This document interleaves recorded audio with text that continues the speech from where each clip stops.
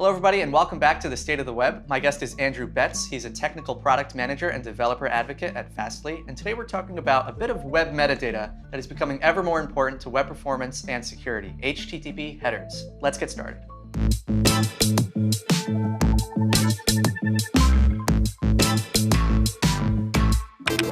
Andrew, thank you for being here. Thanks for having me. So in addition to your work at Fastly, you've also been working at the W3C Technical Architecture Group, or TAG, for a couple of years. How has this experience shaped your interest in headers?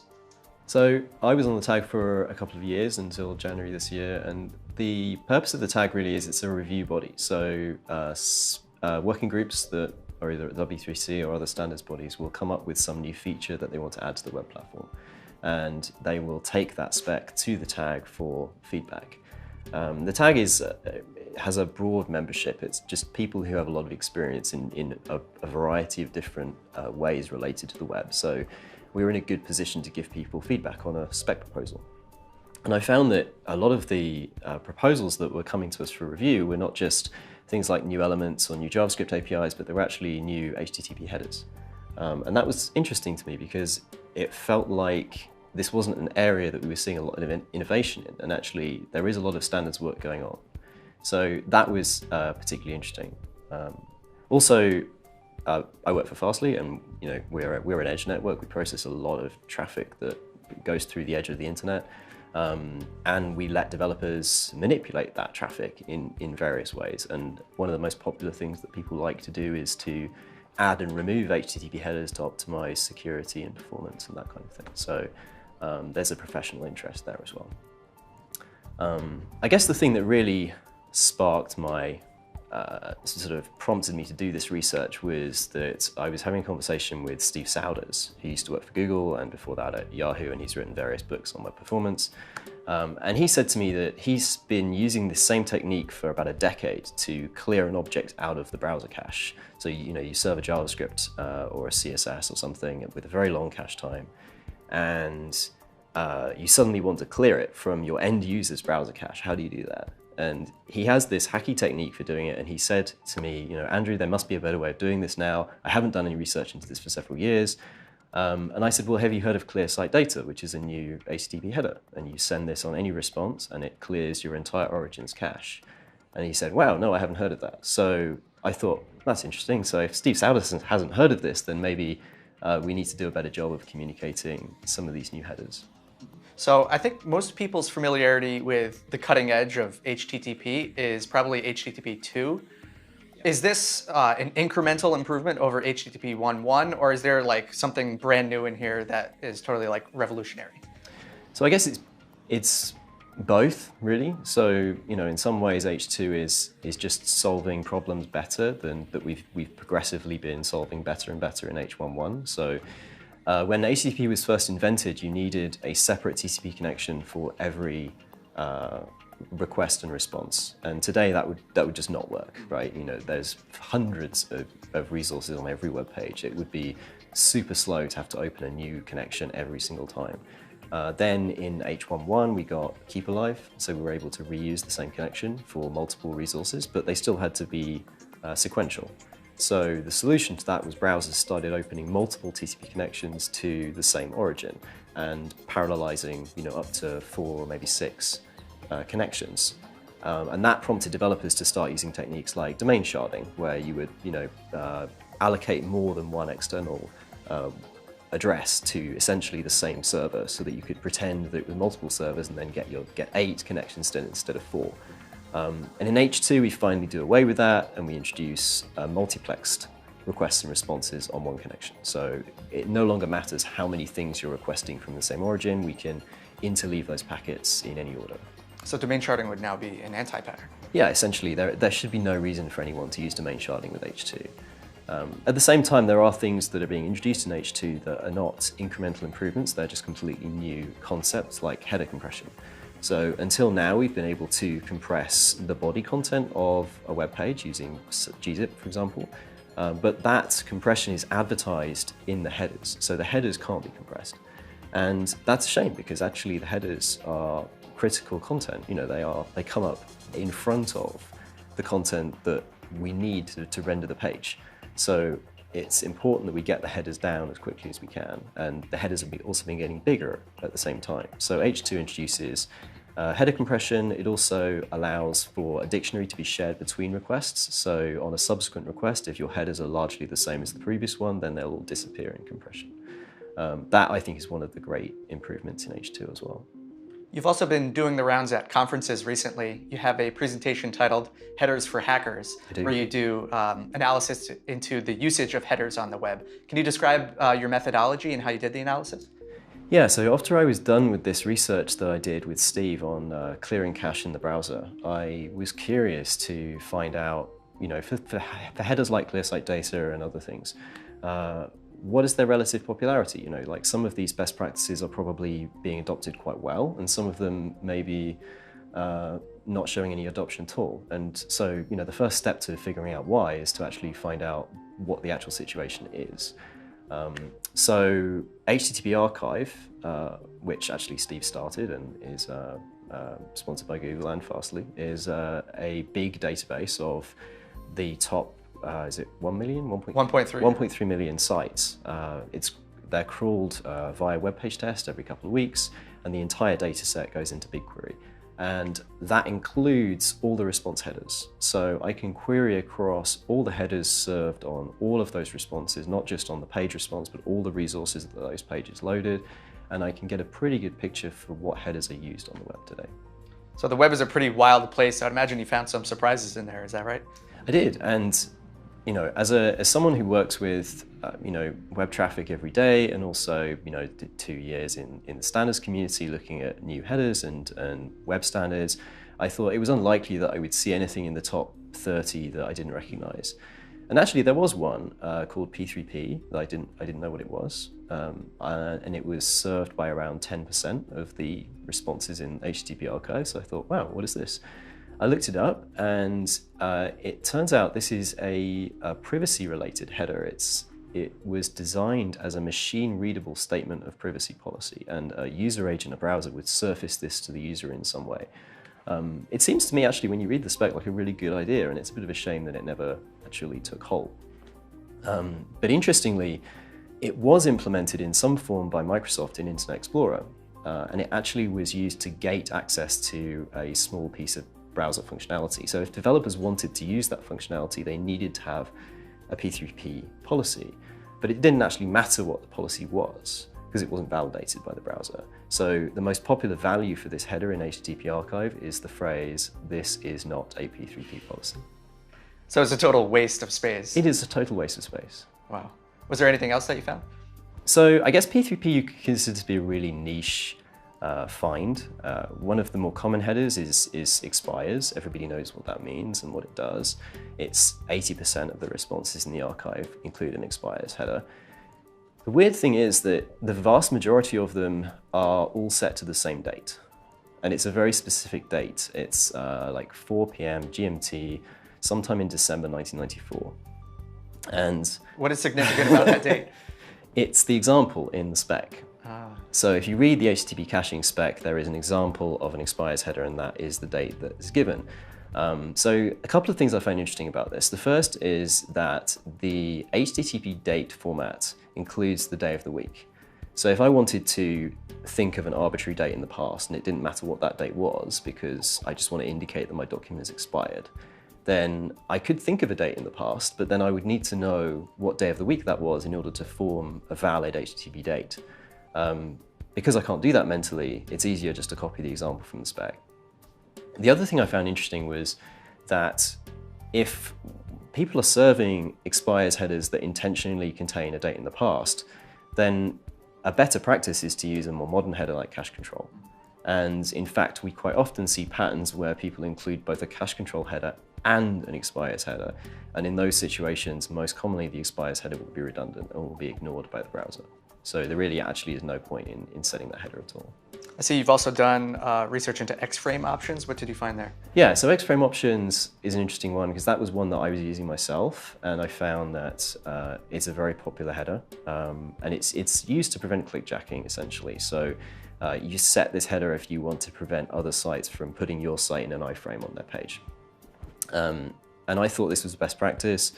I was then subsequently I subsequently found that there is a content security policy directive called Frame Ancestors, which allows you to achieve exactly the same thing, but it has two significant advantages. One is that it's fewer headers because you already have a content security policy, or at least you certainly should do. And the second one is that the directive as part of CSP is much better specified than the X-Frame spec. So you can count on better interoperability between browsers. So that was one where I actually changed my behavior as a result of the research. There was also a blog post that accompanied your presentation, and in it, a lot of the discussion in the comments had to do with the VIA header. Can you describe the gist of that conversation? So I think this was a result of some bad phrasing on my part describing this particular one, because VIA is interesting in that it is both a request and a response header. So as a request header, it's actually very important. It performs a very useful function as requests get passed from one proxy server up to the next. You know, if there might be a number of hops in the chain to get back to the origin. And the VIA header ensures that all of those hops in the chain speak the same version of HTTP. And also, to some extent, that you don't end up in a loop where, you know, say you have a CDN or another kind of edge network that uses another CDN as an origin, and that CDN uses the first CDN as an origin. You could end up, you know, destroying the internet or something. So the VIA header, to some extent, is used to prevent those kind of request loops. And it is important that it does that. Now, the VIA response header, in contrast, is informational. It is added to as the response comes back through all of those hops. And in the browser, you get to find out all of the proxies that your response transited. That information is not particularly useful to an end user, so I felt that it was not necessary to keep that header. And I think those two concepts, the request and the response, got conflated in people's discussion of it. But I think that was probably confusion in the way that I phrased it in the blog post. And how did CDN loop play into that? Oh, so CDN loop is a concept that we have been shopping around at Fastly and amongst other CDN vendors. And the idea is that we take that part of VIA that is really useful, which is to prevent loops within edge networks and proxies, and put that in a dedicated header, which will avoid some of the baggage that comes with using VIA and provide us with a clean mechanism for preventing these loopbacks between CDNs. So this is a good example of a new HTTP header that not very many people know about. It's not yet supported by any browsers. It also needs to be supported by the major edge networks and CDNs. And it's also a good example of cooperation between people in the industry. So, you know, browsers have actually been used to cooperating and making web standards for a long time. You know, I used to sit in a room with people from Google and Microsoft and Apple and Mozilla and Samsung, and, you know, we would all talk about web standards, and that exists in that industry in a much more advanced way than it does in the CDN edge network industry. And I think CDN Loop is a good example of us starting to push that standards collaboration forward. You had mentioned CSP earlier. Do you have a sense of the success of the adoption of privacy and security headers like that? So content security policy, yes, it's disappointing. It's like 2.5%. Depending on how you look at it, it's somewhere between 2% and 10%, but it's too low. Considering how important CSP is to preventing cross-site scripting attacks, which is still one of the most common ways for people to attack vulnerabilities on websites, people just are not using this defense mechanism enough. And I think one of the problems with it is that it is reasonably complex to implement CSP. You know, the average length of CSP that I found in HTTP Archive was 600 bytes.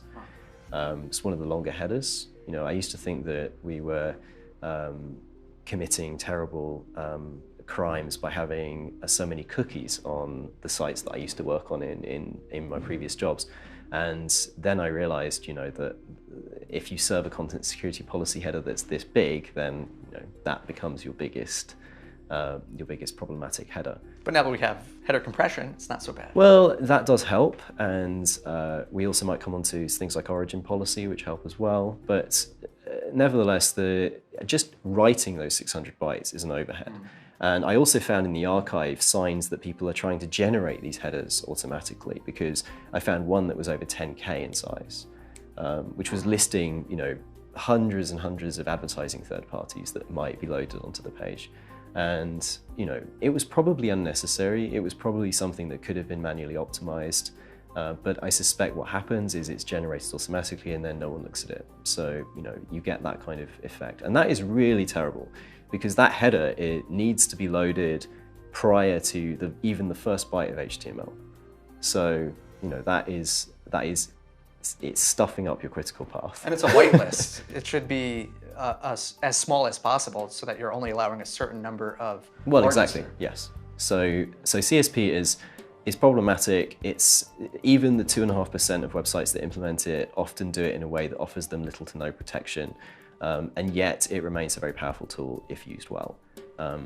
Other headers like HSTS, that's HTTP Strict Transport Security, is much more widely used.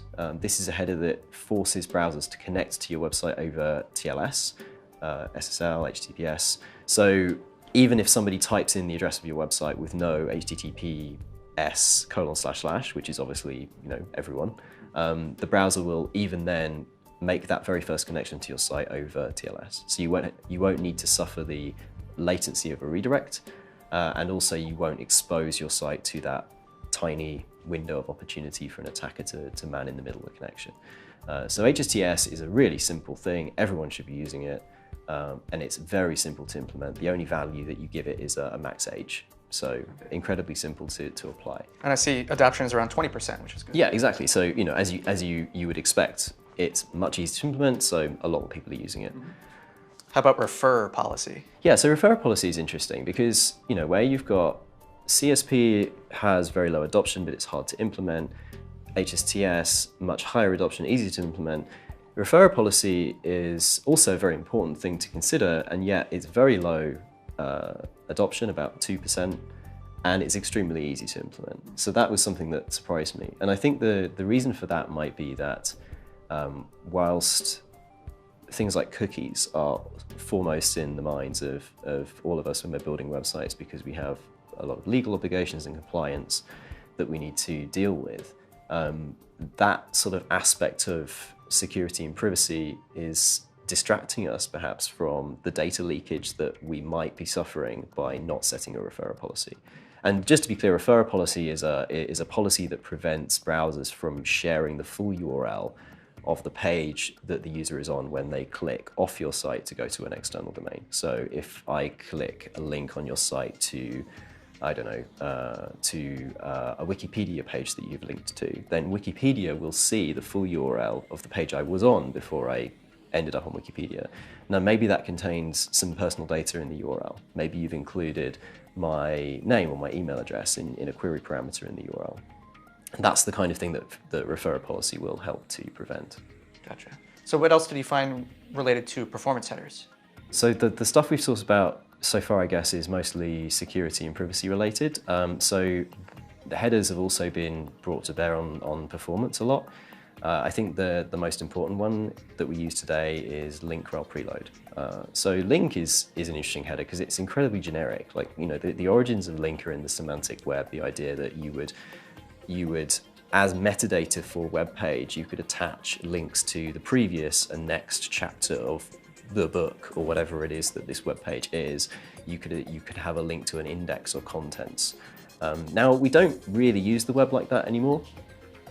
Some would say that's a shame, but I think the header that offers us just this ability to generically link to another document and say that this is related in some way is quite useful for saying these are resources that are going to be needed to render this web page, so please load them as early as possible. And so that is what spawned this link rel equals preload, which particularly is used for fonts, because fonts tend to be discovered quite late in the process of parsing a web page. So by shipping a link rel preload header for all the fonts that you're going to use, you can dramatically reduce the chance of a so-called flash of unstyled text. So that gives you a huge benefit. It's, some would say, not as good as it could be, And so this is actually something we've been working on to create a new spec for something called early hints. So the idea of early hints is that instead of waiting until the server is able to determine that the response is going to be a 200 to send headers, we can send the headers even earlier. So we receive the request. Before we even start thinking about whether this is even a valid request or not, we immediately emit some headers that say, you know what, it doesn't really matter whether this turns out to be a 404. You're probably going to need this font, so please just start loading it anyway. And then if it does turn out that you've given us a garbage URL and this is a 404 page, then, well, our 404 page is probably branded anyway, so we're probably still going to write it in that font. So it makes sense for a small number of really critical resources to be loaded even when we haven't determined the basic status of the response yet. So early hints is very early stages. It requires implementation not just in browsers but also in web servers and also in edge networks and CDNs.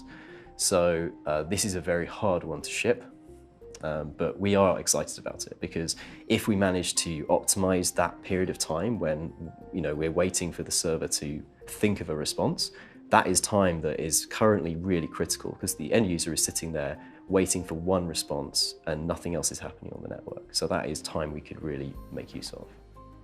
Looking ahead, are there any headers that aren't necessarily available in the wild yet, but you're excited about? Absolutely. So we spent quite a lot of the time on the tag looking at things like feature policy.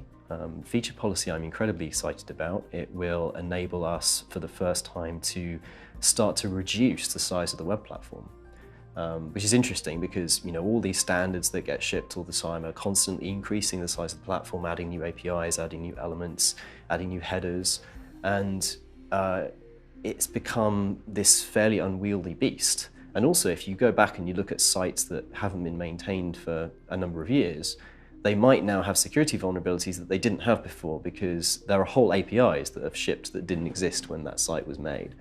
So feature policy is a way for you to list features of the web platform and restrict them to certain origins. So rather like content security policy restricts access to network destinations from the page, feature policy restricts access to APIs within the page. So I can say, for example, that video autoplay is turned off. And that means that even if I write code in my page that attempts to autoplay a video, it just won't work because I turned it off in my feature policy.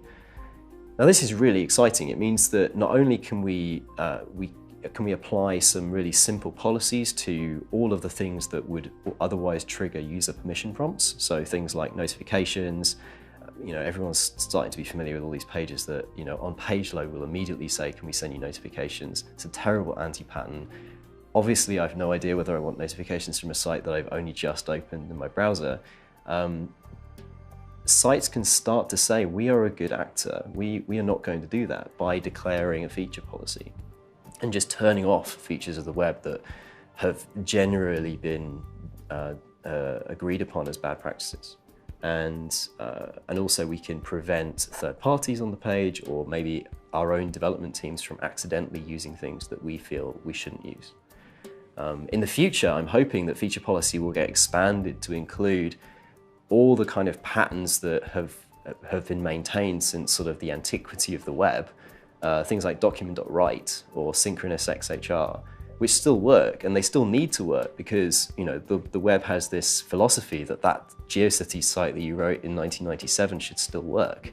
But if you write a site today, you're not going to use those same techniques. And it's reasonable to say, let's just turn them off. Because if we turn them off, browsers can optimize things better. Search engines can give you potentially ranking bonuses for having good practices on your site. And you can rest more assuredly in the knowledge that you have a smaller attack surface for vulnerabilities. So I am really excited about feature policy and also things like CDN loop that we talked about earlier on. I'd imagine that if you have that data in the HTTP archive, you could see the features that people disable, and that would also, in aggregate, be really interesting to analyze. Yeah, absolutely, and I think people will be doing that and understanding how successful feature policy is at enabling that uplift in standards across the web. So if developers want to learn more, where could they go? Well, you talked earlier about the talk that I did, and I turned that talk into a couple of blog posts. One is about best practices, one is about anti-patterns. They're both on the Fastly blog, so it's all there. Great. Andrew, thank you so much for being here. You're welcome. If you'd like to find the links to all these resources, we have them in the description. Thank you for watching. We'll see you next time.